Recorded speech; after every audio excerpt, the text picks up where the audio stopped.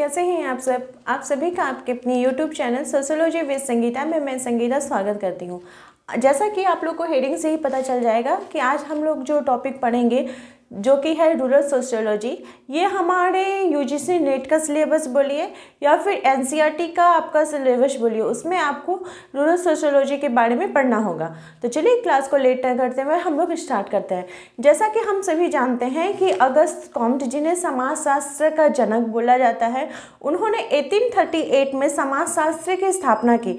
तो समाजशास्त्र की स्थापना करने के बाद वे देखते हैं कि समाजशास्त्र एक ऐसा व्यापक विषय है कि सिर्फ उसका हम एक रूप में अगर अध्ययन करें तो वो नहीं कर सकेंगे। तो इसके लिए उन्होंने क्या किया कि समाजशास्त्र को वह दो भाग में बांट दिए।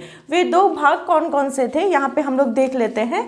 पहला भाग उन्होंने बांटा जो कि था आपका रूरल सोशियोलॉजी, जिसे कि क्या बोला जाता है, ग्रामीण समाजशास्त्र। और सेकंड उनका जो भाग था वो था अर्बन सोशियोलॉजी, जिसे कि बोला जाता है नगरीय समाजशास्त्र। यानी कि इसमें क्या हो गया कि रूरल सोशियोलॉजी में हम लोग ग्रामीण क्षेत्रों का अध्ययन करेंगे और अर्बन सोशियोलॉजी में हम लोग नगरीय क्षेत्रों का अध्ययन करेंगे। अब किस प्रकार से अध्ययन करेंगे? व्यवस्थित ढंग से जो वैज्ञानिक रूप में हम लोग अध्ययन करेंगे उसे कहा जाता है रूरल सोशियोलॉजी। जैसा कि हम सभी जानते हैं कि ग्राम या गांव जो मनुष्य है उसका प्रथम पालना माना जाता है। हम अपने पुराने साहित्यों को ले लें, जिसमें कि आपका वेद, उपनिवेश ग्रंथ आ जाएंगे, उसमें आपको प्रथम काल से ही ग्राम के क्षेत्रों के बारे में जानकारी मिलती रहेगी।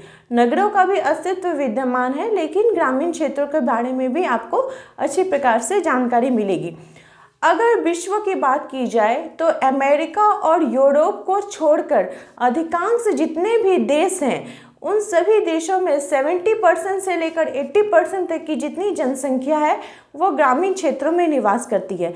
अगर भारत की बात की जाए तो भारत में जो ग्रामीण क्षेत्रों का रूरल एरिया का जो परसेंट है वो है 72%। 72% जो लोग हैं वो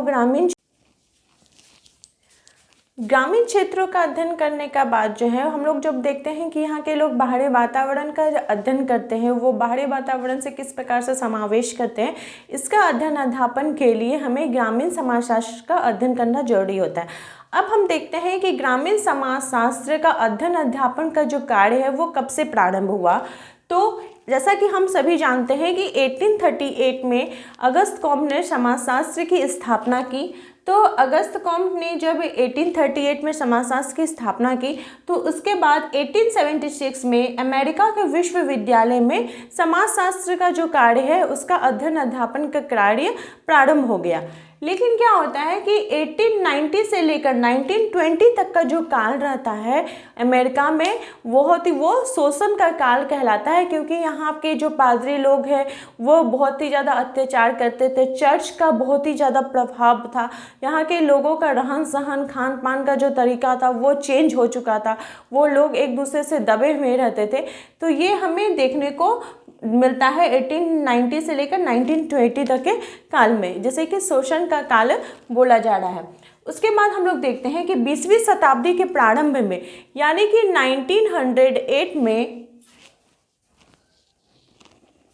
अमेरिका के प्रेसिडेंट जो रूजवेल्ट थे, उन्होंने डीन बेले की अध्यक्षता में एक ग्रामीण जीवन आयोग का गठन किया, जिसे कि कंट्री लाइफ कमीशन बोला जाता है। इसमें उन्होंने रूरल सोशियोलॉजी के बारे में फिर व्यापक अध्ययन अध्यापन का कार्य प्रारंभ किया। अगर इंडिया के बारे में बात की जाए तो जो इम्पॉर्टेंट लेखक हैं, जो समाजशास्त्री हैं, उनकी कौन कौन सी पुस्तकें हैं उनके हम लोग देखते हैं। तो F.L. ब्रेयर ने अपनी पुस्तक विलेज अपलिफ्ट इन इंडिया में रूरल सोशियोलॉजी के बारे में बात की है। F.C. दुबे ने इंडियन चेंजिंग विलेज में इसके बारे में बात की है। साथ ही साथ M.N. श्रीनिवास ने इंडियाज़ विलेज या social system of India's village में रूरल सोशियोलॉजी के बारे में बात की है। M.N. श्रीनिवास जो है उनका समाजशास्त्र के क्षेत्र में बहुत ही महत्वपूर्ण योगदान है। इसमें उनकी जो पुस्तक है social system of Indian village, इसमें उन्होंने संस्कृतिकरण की अवधारणा दी है। संस्कृतिकरण की अवधारणा देने का उनका मतलब था कि जो ग्रामीण क्षेत्र है यहाँ के लोगों का संस्कृति किस प्रकार से, इसका व्यापक अध्ययन उन्होंने संस्कृतिकरण में किया।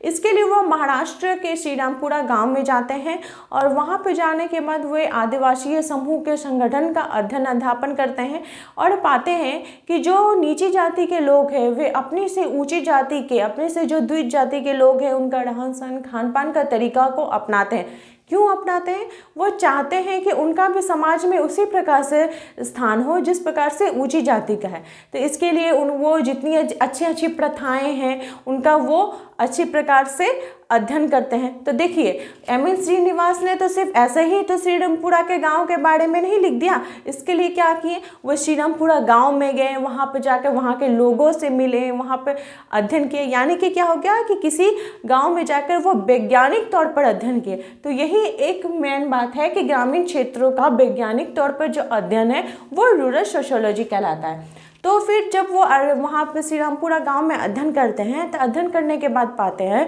कि धीरे धीरे समय अंतराल के बाद जो नीची जाति के लोग हैं वो ऊपरी अपने से जो ऊपर जाति के लोग हैं उनका जो रहन सहन खान पान का तरीका है अपनाने के बाद एक समय के बाद देखा जाता है कि उनके जीवन स्तर में भी सुधार आया है। नेक्स्ट हमारे जो समाजशास्त्री हैं Majumdar, caste and communication and Indian village में भी ग्रामीण समाजशास्त्र के बारे में बताए हैं। तो जितने भी समाजशास्त्री हैं उनकी रचनाएं, उनकी पुस्तक, उनका कथन से हमें यही स्पष्ट मिलता है कि ग्रामीण जीवन का व्यवस्थित, सुस्पष्ट और वैज्ञानिक तौर पे जो अध्ययन है वो समाजशास्त्र कहलाएगा, ग्रामीण समाजशास्त्र कहलाएगा। ऐसा उन्होंने क्यों बताया कि ग्राम जो है वो अधिकांश जितने भी क्षेत्र हैं विश्व की जितनी भी बात की जाए सिर्फ अमेरिका और यूरोप को छोड़कर अधिकांश जितने भी देश हैं वहाँ की 70 से लेकर 80% तक की जनसंख्या ग्रामीण में निवास करती है, ग्रामों में निवास करती है। यहाँ के लोगों का रहन सहन खान पान का जो तरीका है, उनका पेशा, उनका पहनावा, लोगों से वो किस प्रकार से मिलते हैं, ये सभी का वैज्ञानिक तौर पर अध्ययन वो ग्रामीण समाजशास्त्र में किया गया है।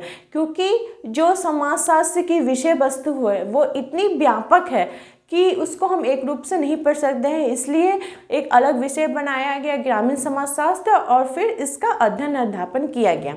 तो आई होप आपको आज की वीडियो अच्छी लगी होगी। अगर आपको ये वीडियो अच्छी लगी होती है, आपको हेल्पफुल है तो प्लीज़ आप अपने दोस्तों से ज़्यादा इसे शेयर करें। मेरे चैनल पर नए हो तो प्लीज़ सब्सक्राइब करें। मेरे चैनल पर बने रहने के लिए आप सभी का थैंक यू।